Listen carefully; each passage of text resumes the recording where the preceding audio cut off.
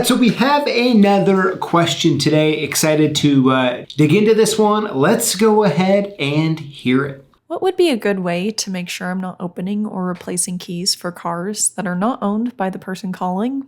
All right, I tell you what, that is a great question. That's a real life question. And well, the truth is, I don't really know if I'm the best person to answer that. I think I could give some good insight, but I think it's better if we phone a friend, or shall I say, phone a Lockfather, and let him, with his 40 years of experience doing this, answer it. All right, Dad, so you've been in the business a long time, longer than I've been alive, actually. Yep. And I figured this would be a great question to pass to you. Okay. So, what's a good way to make sure that you're not opening and or making keys for a vehicle that person doesn't own? Right. It happens all the time. You unlock and make keys but people call all the time. Oh, okay. And on the phone we tell them you need a driver's license, valid driver's license, and the registration in the car. Okay. And now I'm just going to kind of play devil's advocate here a little bit. And they say, okay, hey, no problem, come on out. And then you quote them, you come out, and then you unlock the car, and they're like, oh, sorry, I can't find it. Well, we'll lock the car back up and say, pay me my service fee because you said you had everything, and bebop down the road. There's too many incidents anymore. Cars are getting stolen constantly. But I'm guessing that they're not happy when you say that to them? Oh, you're absolutely correct. They're going to argue with you. Oh, it was in my dad's name. Well, you're not dad, so I can't make them. So how close to the ID or registration, let's say they have ID on them. Right. And the registration, like exact? Like no, what if the address can be different, but as long as the names are... The name is the same. Right. And if it doesn't say junior, where I'm a senior, and it didn't say senior, just had our name, I'd do it. That part's fine. Right. So, for me, it's one of those judgment calls there. Okay. How many times have you had this happen to you over 40 years? Quite a few times every month. Really? Yeah. Well, it's the instance that, their boyfriend got put in jail. Well, they won't give her the keys, the girlfriend or her brother or whatever.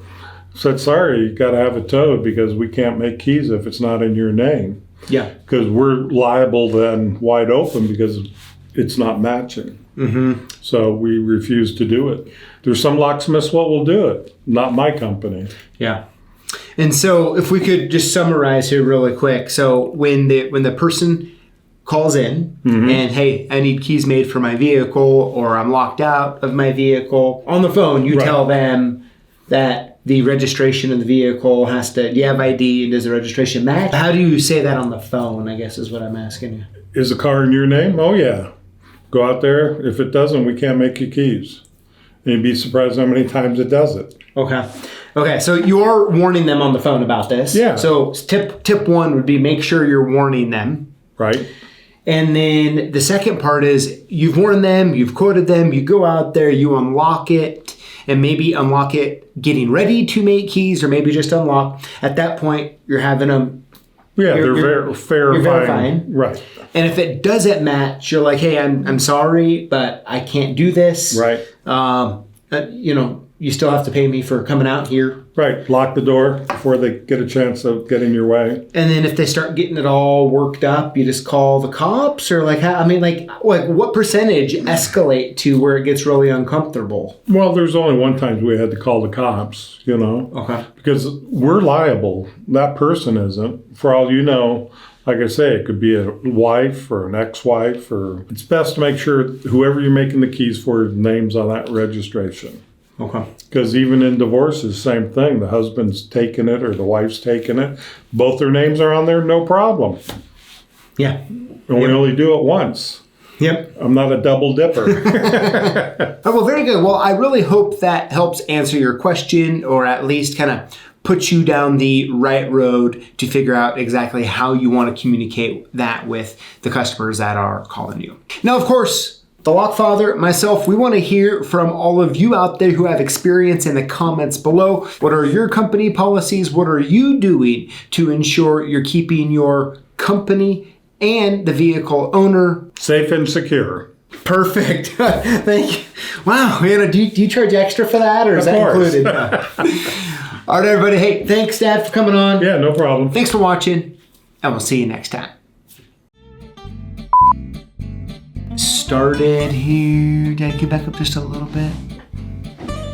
There we go. Okay. You can kind of just see just a little of you. So look, I think you're creeping back. Only you think that, son. All right, so we have another question today. This one comes when it... Oh. Here we go.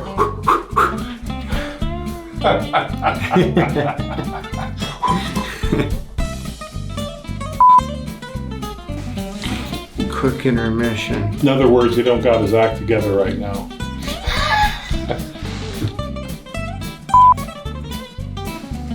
Go ahead and screw this a little bit. All right. Oh, my little boy. Hey, congratulations, you've made it to the end of the video. You probably deserve a medal, maybe a plaque. But hey, I want to make sure that when you're commenting that you're including the hashtag Lockboss. When you do, you automatically get entered in to win one of 5 free prizes we're giving away each week here live on YouTube on Tuesdays at 4 p.m. We'll see you in the comments.